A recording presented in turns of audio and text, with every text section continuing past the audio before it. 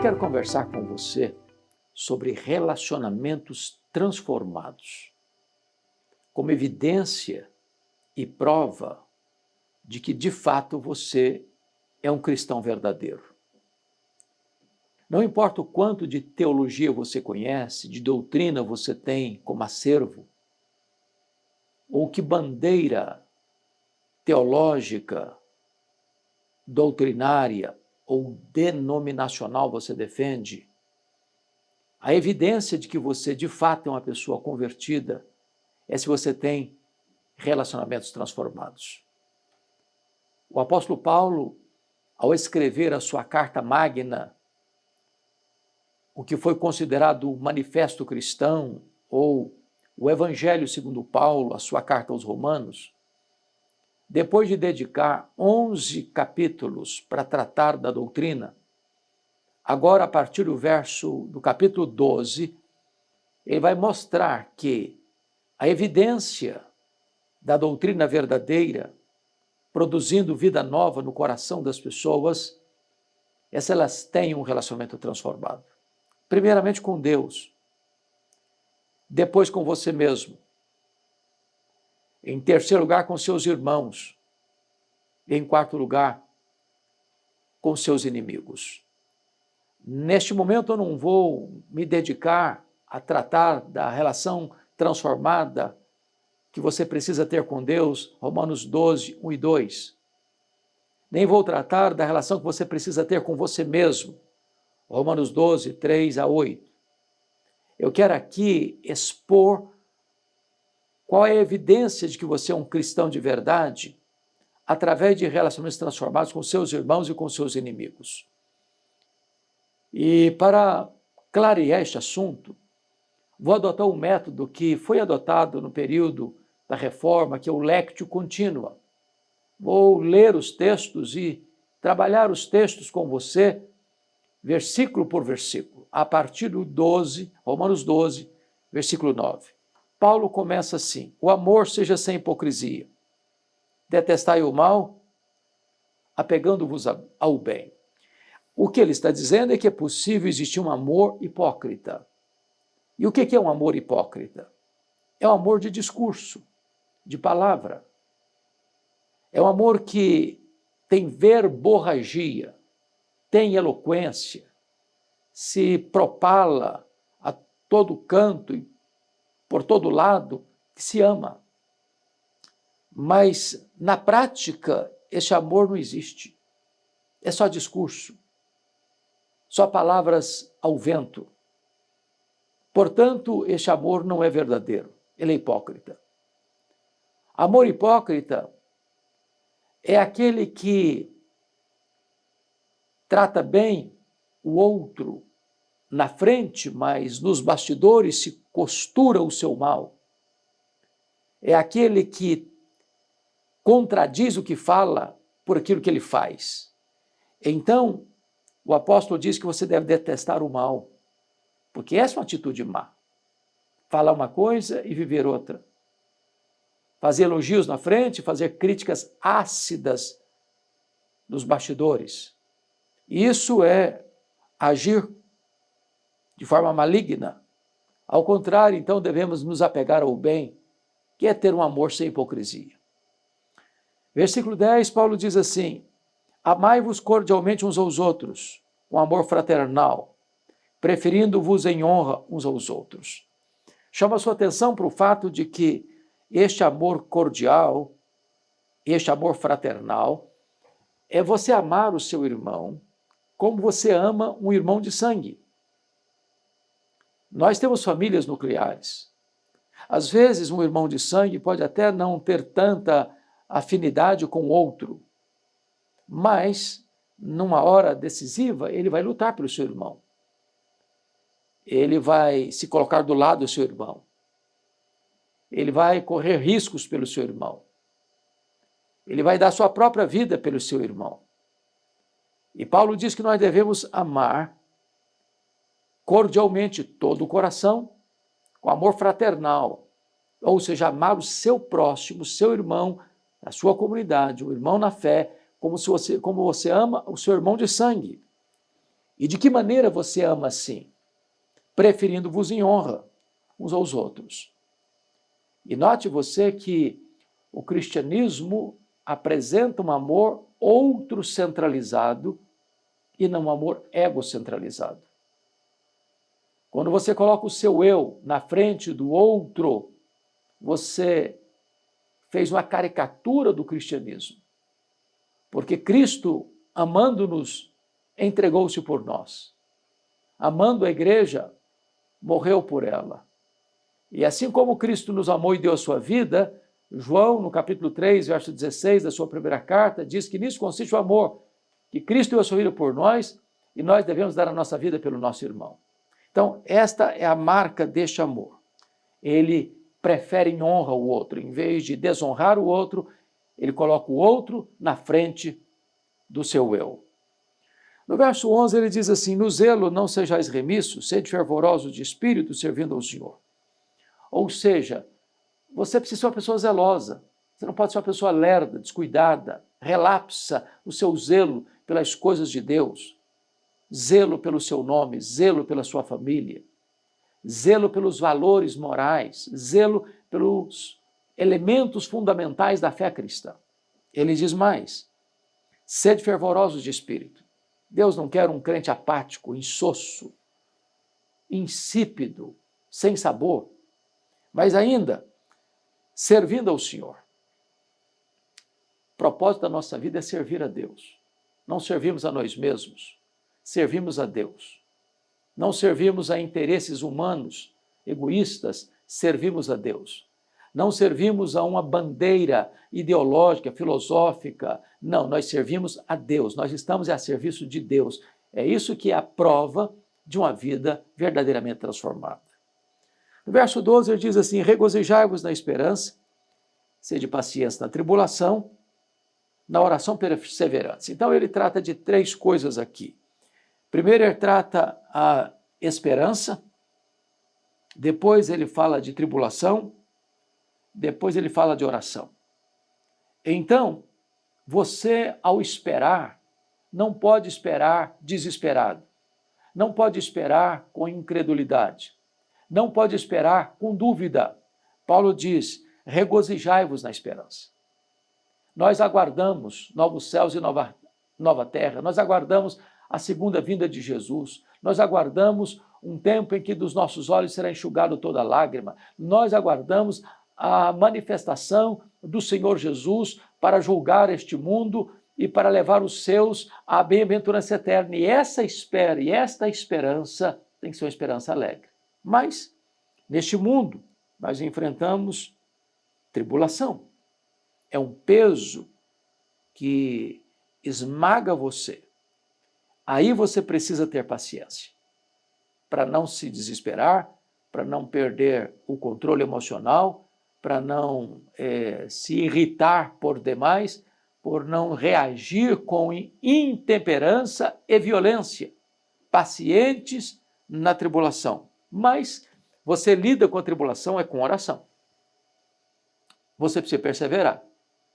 Porque tem hora que você não tem vontade de orar, tem hora que você acha que não tem tempo para orar, tem hora que você não tem disposição espiritual para orar, e é necessário continuar orando, ainda que você não deseje, ainda que você não sinta, e ainda que você não veja a resposta imediata. Persevere na oração. Chega o verso 13, ele diz assim: compartilhai as necessidades dos santos, praticai a hospitalidade. Aí Paulo está dizendo que se você é uma pessoa convertida, transformada, a primeira coisa que vai ter no seu coração é que você vai ser uma pessoa generosa. Aliás, quando João Batista pregava no deserto e as multidões perguntaram para ele, diante do seu sermão sobre arrependimento, o que nós vamos fazer? Ele disse: quem tiver 2 túnicas, dê uma para quem não tem. Quem tiver comida, faça o mesmo. Ou seja, a generosidade não é o arrependimento, mas a generosidade é a evidência do verdadeiro arrependimento. Então ele está dizendo assim: compartilhai as necessidades dos santos. Se você sabe que um irmão seu está precisando de socorro, de ajuda, de uma mão estendida, de uma oferta generosa, não encolha a sua mão. Não diga para ele, amanhã você volta aqui, tendo hoje a possibilidade de ajudá-lo. Então, seja uma pessoa generosa. Isso é evidência de uma pessoa convertida. Mas ele diz mais, praticai a hospitalidade. É importante destacar que naquela época não tinha os recursos de hoje, de hotéis, de pensões, de lugares onde as pessoas possam hospedar e ter auxílio alimentação. As pessoas dependiam de ter uma família para acolhê-los, normalmente os missionários itinerantes. Então, a hospitalidade era uma necessidade vital de quem viajava, era uma manifestação generosa de quem hospedava, e ele diz, praticai, não é um de hoje, outro amanhã, não, é uma prática. A sua casa precisa estar com as portas abertas, o seu coração precisa estar aberto, as suas mãos precisam estar abertas, o seu bolso precisa estar aberto. Um crente verdadeiro é alguém generoso para ofertar e para hospedar. Mas ainda, ele diz assim, abençoai os que vos perseguem, abençoai e não amaldiçoeis. Veja você que um cristão, embora não pratique o mal contra o próximo, ele é vítima do mal. O que ele está dizendo é que você não administra o que as pessoas fazem com você. As pessoas farão mal a você.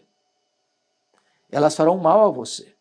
Mas aquelas pessoas que perseguem você não devem receber de você o troco. Você deve abençoá-las. Agora, isso é sobrenatural. O nosso problema, certamente, não é ação, o nosso problema é reação. Eu posso conviver com meu vizinho de porta anos e anos. Se ele me trata bem, eu o trato bem. A pergunta é o que você faz quando alguém pratica o mal, persegue, calunia, espalha fake news, denigre, macula sua honra, comete assassinato de reputação. Qual é a sua postura? Dar o troco? Se vingar? Pagar na mesma moeda? O apóstolo Paulo está dizendo que você deve abençoar quem persegue você. Isso é muito mais do que não apenas dar o troco, revidar. É além de não revidar, abençoar. Foi o que Jesus fez na cruz. Pai, perdoa-lhes, porque não sabem o que fazem. Mas ainda o texto diz, abençoai e não amaldiçoeis. É uma ordem. Porque a tendência humana é olho por olho, dente por dente, pé por pé, queimadura por queimadura. Ou seja, é a vingança. Mas a ordem de Deus é não amaldiçoe, não. Abençoe. A pessoa está te perseguindo? Abençoe. Ela está perseguindo você? Busca uma oportunidade para servi-la. E abençoar não é apenas com palavras, é com atitudes, é com gestos. Prossegue o texto e diz assim, alegrai-vos com os que se alegram e chorai com os que choram. Aqui está um problema que o ser humano enfrenta. A psicologia humana diz que você e eu temos mais facilidade de chorar com os que choram do que alegrarmos-nos com os que se alegram. Temos muita dificuldade de lidar com o sucesso do outro. Temos muita dificuldade de nos regozijarmos com as vitórias do outro. Neste mundo tão hostil, de tantas guerras, de tantos conflitos, de tanta violência, de tanto egoísmo, às vezes nós estamos competindo, muito mais do que cooperando. Então, o nosso papel não é competir, o nosso papel não é nos entristecermos com os que estão alcançando vitórias e nem nos alegrarmos que alguém caiu. Não, esse tipo de reação é inumana, é abominável. De você querer construir o seu sucesso sobre os escombros dos outros. Então a Bíblia diz, alegrai-vos com os que se alegram e chorai com os que choram. Seja solidário. tanto na vitória quanto na dor do seu próximo. O texto prossegue e diz assim: tende o mesmo sentimento uns para com os outros. Em lugar de serdes orgulhosos, condescendei com o que é humilde, não sejais sábios aos vossos próprios olhos. Então preste bem atenção nisso. Em vez de você olhar o seu irmão de tamanco alto, de cima de um pedestal, achando que você é melhor que ele, mais inteligente, mais sábio, mais rico, mais talentoso, mais espiritual, em vez de você olhar o outro com desprezo e desdém, o texto está nos informando algo tão importante: tende o mesmo sentimento de uns para com os outros. Em vez de serdes orgulhosos, isso é orgulho, você querer ser melhor.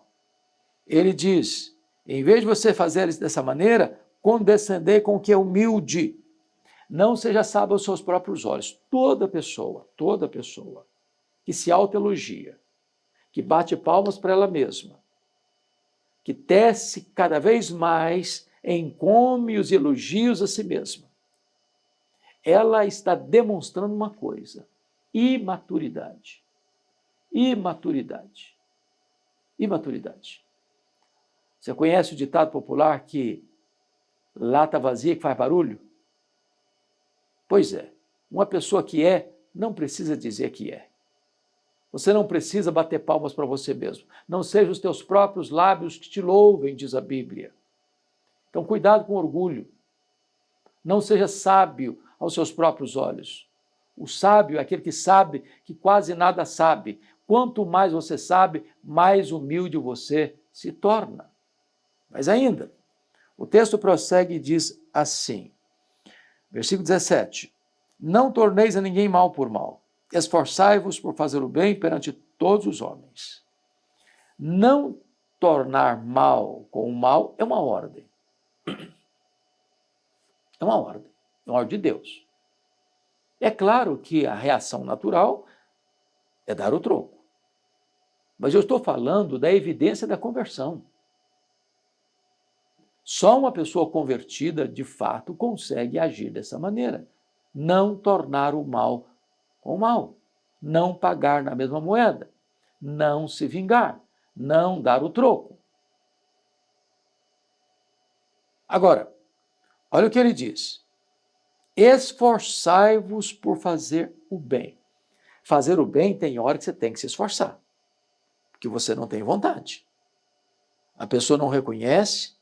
Você dá a mão, ela quer o pé também. Você faz o máximo, ela critica você. Você dá o seu melhor, ela ainda está brava com você. Então, a tendência sua e minha e nossa é falar, larga para lá então, deixa para lá. A pessoa não quer, paciência. Mas o texto diz, esforçai-vos por fazer o bem perante todos os homens, inclusive aqueles que perseguem, que maldizem. Esforce para você continuar fazendo o bem, ou seja, você não administra o que as pessoas fazem contra você, mas você administra os seus sentimentos, as suas ações, as suas reações, isso você pode e deve administrar. Prosseguindo o texto, versículo 18, se possível, quando depender de vós, tende paz com todos os homens. Então veja bem, se possível, tenha paz com todos os homens. Há momentos em que a paz nem é possível. Quando princípios e valores são sacrificados, é preciso tomar uma postura, uma atitude. Nem sempre a paz é possível. A paz é possível quando os valores não são sacrificados, quando os princípios não são sacrificados. Por exemplo, alguém diz para você, ou você faz o que eu quero, ou você a partir de hoje é meu inimigo. Ou você mente lá no seu trabalho, ou você está despedido. Ou você assina esse contrato aqui me dando propina, ou essa licitação não sai. Ou você submete-se aos meus caprichos e fantasias sexuais, ou eu estou fora do casamento. Então, quando alguém põe você contra a parede e requer de você uma atitude, uma postura que vá de encontro à sua consciência, que fere a sua consciência, que empurra você para a vala da rebeldia contra Deus e da rebelião aos valores morais, você não pode ter paz para atender a essas demandas. É nesse sentido que Paulo está falando. No que depender de vós, tende paz com todos os homens. Versículo 19. Não vos vingueis a vós mesmos, amados, mas dai lugar à ira, porque está escrito, a mim me pertence a vingança, eu é que retribuirei, diz o Senhor. Então, é possível que um crente se ire. É possível que você, às vezes, tenha um sentimento de repulsa àquilo que lhe foi feito. Mas o texto está dizendo, não tome a decisão de vingar. Por quê? Porque esta é uma atribuição exclusiva de Deus. Tomar vingança nas próprias mãos é usurpar de Deus uma prerrogativa exclusiva dele. Nós não sabemos dar o troco. Nós não sabemos fazer justiça. Nós vamos pesar a mão demais ou abrandar demais. Deus sabe fazer. Deus é o reto juiz. Deus é o reto julgador. Deus tudo conhece. Deus tudo sonda. Deus vê o que nós não conseguimos ver. Deus conhece a motivação do coração. Então entrega esta causa para Deus. Não a tome em suas mãos. Isso seria uma usurpação de uma prerrogativa exclusiva de Deus. E, prosseguindo, tem promessa de Deus, a mim me pertence a vingança, eu é que retribuirei, diz o Senhor. Deus não vai passar por cima, Deus não vai fazer vistas grossas. Deus não vai ser bajulador daquele que erra conscientemente. Ao contrário, eu retribuirei. Deus tem competência, Deus tem poder, Deus tem conhecimento, Deus tem isenção, Deus tem santidade para tomar essa decisão de forma adequada. Chegamos ao verso 20, e Paulo diz assim, pelo contrário, se o teu inimigo tiver fome, dá-lhe de comer. Se tiver sede, dá-lhe de beber. Porque fazendo isto, amontoarás brasas vivas sobre a sua cabeça. Ou seja, em vez de você se vingar, você vai fazer o contrário. Se o inimigo seu, que persegue você, que nos bastidores atenta contra você, que fala mal de você, estiver passando uma necessidade vital, de fome, você deve ir lá e entregar para ele uma cesta básica. Você deve ir lá e pagar a refeição dele.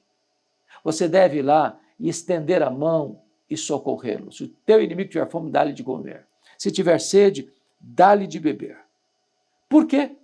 Porque quando você faz isso, você vence o inimigo. Não com armas de violência, mas com golpes de bondade. Quando você faz isso, diz Paulo, você amontoa brasas vivas na cabeça da pessoa. Ela fica desarticulada, porque o amor é irresistível. O inimigo perde a força, perde a destreza, perde as estratégias. Porque o que o inimigo esperava de você quando ele fez o mal para você? É que você devolvesse na mesma altura para empatar o jogo. Mas quando você reage à violência dele com bondade daqui para lá, você desarticula toda a armadilha, toda a trama montada para destruir você. Então, como é que você vence o seu inimigo? Não é devolvendo o mal com o mal, mas é pagando o mal com o bem. É vencendo o mal com golpes de bondade. Isto é perdão, isto é ação misericordiosa. E conclui o texto dizendo, versículo 21, não te deixes vencer do mal, mas vença o mal com o bem. Hoje nós vivemos num mundo estressado, polarizado. As pessoas estão esticando a corda, as pessoas estão levantando muros, as pessoas estão medindo forças, as pessoas estão todo dia, toda hora denegrindo, destruindo a reputação dos outros. As pessoas estão felizes quando um outro cai e se alegrando quando o outro se arrebenta e ficando triste quando o outro se levanta. Este é um mundo draconiano. Este é um mundo posto no maligno. Porque o diabo é assassino desde o princípio, ele é o pai da mentira, ele não sabe amar. Ele espalha ódio. Mas se você é filho da luz, se você nasceu de novo, se você é crente, se você é salvo, se você foi alcançado pela graça, então no seu coração tem um outro sentimento. Você vence o mal, não com outro mal. Você vence o mal é com o bem, é com golpes de bondade. Bom, chegamos ao final dessa exposição, Romanos 12, 9 a 21, e eu pergunto a você, como é que você lida com isso, hein? Como é que você lida com isso? Como é que você ama seu irmão? As pessoas lá dentro da sua casa, lá de dentro da sua igreja, lá de dentro da sua empresa, lá de dentro do seu trabalho, seu vizinho, seu parente. Como é que você trata essa pessoa? Com que tipo de amor? Agora, deixa eu fazer outra pergunta. Como é que você lida com gente que persegue você, que fala mal de você, que conspira contra você? Qual a sua reação? Bom, eu quero aqui conclamar você a, primeiramente, conhecer a Jesus. Porque você nunca vai conseguir fazer isso aqui por você mesmo, pela sua força.